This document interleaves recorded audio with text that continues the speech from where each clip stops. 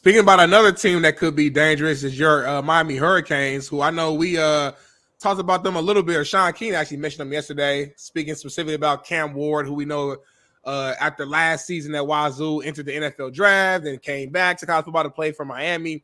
I guess, how are you feeling right now? Just the buzz going around, Miami about the team, about Cam Ward specifically, as far as how great this team can really be.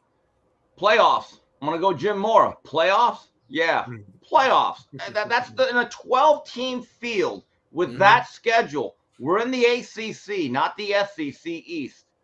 And Cam Ward, to me, he has a chance if Mario Cristobal loosens up the reins and does what Ed Orgeron did in 2019 and basically let Joe Brady just say, okay, we got to gun it. And I think style of play with Mario this year, he's going to have to come out of his shell. And I don't ever want to hear Mario this year say, boy, we're being physical. I love the physicality. And meanwhile, the score 7-3.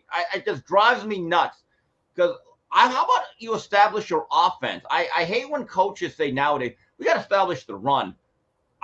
Not in today's game. You got to establish points. And if you have a good defensive line, your goal is to make sure you're up by 2 scores going into that fourth quarter so you can let your front four not have to play the run. That's modern-day football in my view. Bill Walsh always had 2 precepts. No matter what his game plan was, he says, number 1, I'm not establishing the run. I'm establishing points. And in the fourth quarter, that's when I have to run the ball to protect the lead, grind the clock. And number 2, I got to have great pass rushers because I plan on being ahead. So that's where I think Mario has to evolve his coaching style. There's a lot of things to like about Mario Cristobal. This is the year he has to be an asset because there's 2 types of coaches.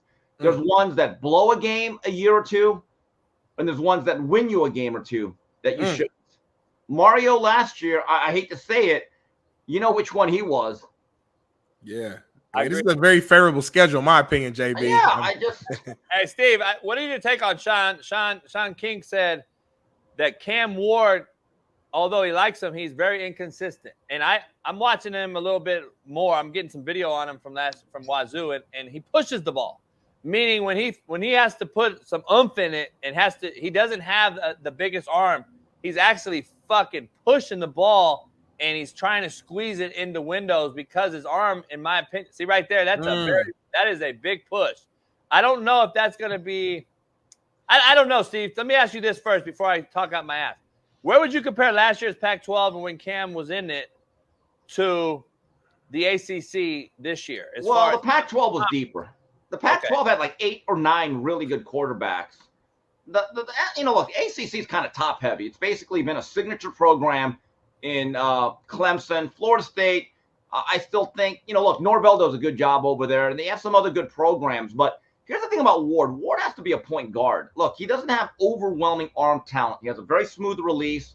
I like the fact he climbs the pocket.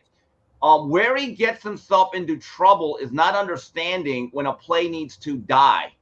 If the horse is dead, stop kicking it. And most of his issues have been fumbles as he holds on to the ball. Look, every pass play is like you have a hand grenade in your hand and you pull that pin. And there comes a point in time when it's like 1,000, 2 1,000, 3 1,000. Not every play is meant to be a completion. Sometimes you just have to let a play die. He's going to have a better offensive line in Coral Gables. He has a really good wide receiver crew. Okay, the tight end position is going to be much better. And if Mark Fletcher can come back by conference play, which I don't know what's really the word on him, he's going to have more help than he had at Washington State. He just has to be a facilitator and understand it's okay to actually punt. Okay, so look, he'll be fine as long as he understands he is a point guard. But is he Vinny Testaverde or Jim Kelly in terms of arm talent? No, he really isn't, but that's okay in today's game. Well, you know what, Steve? They're making these preseason lists already, and they have Cam Ward listed in the top 10 Heisman Trophy contenders right here. Obviously, it's a list full of quarterbacks here. One name that obviously was missing from here was Shador, which actually Shaun thought that Shador should have been ahead of Jalen Milroe as one example, and he actually mentioned Cam Ward as well on there, if I'm not mistaken. But I guess You know, do you see Cam Ward though potentially having this type of like a Heisman type of season potentially? If he does that, Miami will be in the playoffs. If he's one of those guys at the New York State Athletic Club in the first weekend of New York, that means that it was Eric Cristobal. Yeah. And look, here's the issue, and I looked this up the last couple of years, Smitty. If you score around 30 points in college football today, average, you're kind of average. You're kind of in the top 40 percentile. I think Miami was kind of in that area last year. You get to the mid-30s, you're getting to the top third. But to truly be elite, Darnell, you got to be around at least 38 to 40 points. Now, last year's number one offense was LSU, which was loaded. They had 45 points a game.